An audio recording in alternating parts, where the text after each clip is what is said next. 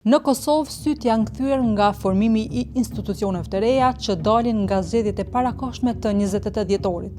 E krahas kësaj, janë rritur edhe pritjet për përmbushjen e detyrave që I kanë para vetes. Edhe pse qeveria dhe kuvendi I ri ende nuk janë krijuar, kërkesat për legjislativin dhe ekzekutivin në ardhje vetë se kanë nisur të dalin në pa. Vazhdimi I dialogut me Serbinë dhe zbatimi të gjitha marrëveshjeve të arritura, stabiliteti rajonal, ratifikimi I marrëveshjeve ndërkombëtare dhe reformat e thella janë disa nga pritjet që kanë Washingtoni, Brukseli dhe Berlini nga qeveria në ardhje. E kështu janë shprehur për kallëzopikam misionet e tyre diplomatike të vendosura në Kosovë. Ndonse pa listuar kërkesa specifike publike, Washingtoni zyrtar përmes ambasadës në Prishtinë ka dërguar mesazhin e shkurtër dhe besa të qartë se pret bashkëpunim të ngushtë në 3 pika kyçe: paqen, stabilitetin dhe prosperitetin ekonomik.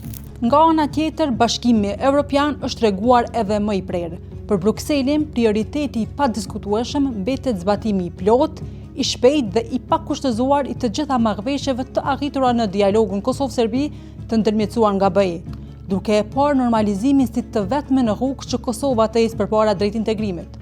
Por, agenda e BE-s nuk ndalet vetëm te dialogu. Zyra e BE-s në Kosovë rikujtoi se plani I rritjes ka afat deri në vitin 2027.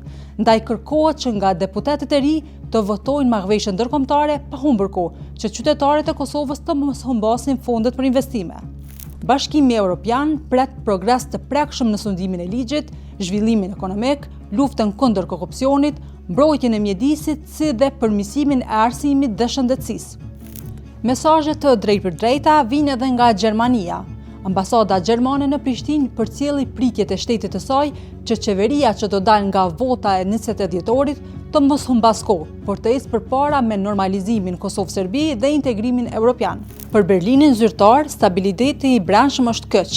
Prandaj bën thirrje për një bashkëpunim gjithëpërfshirës dhe ratifikim të marrëveshjeve për të përfituar fonde ndërkombëtare që prekin drejt për drejt xhepin e qytetarëve.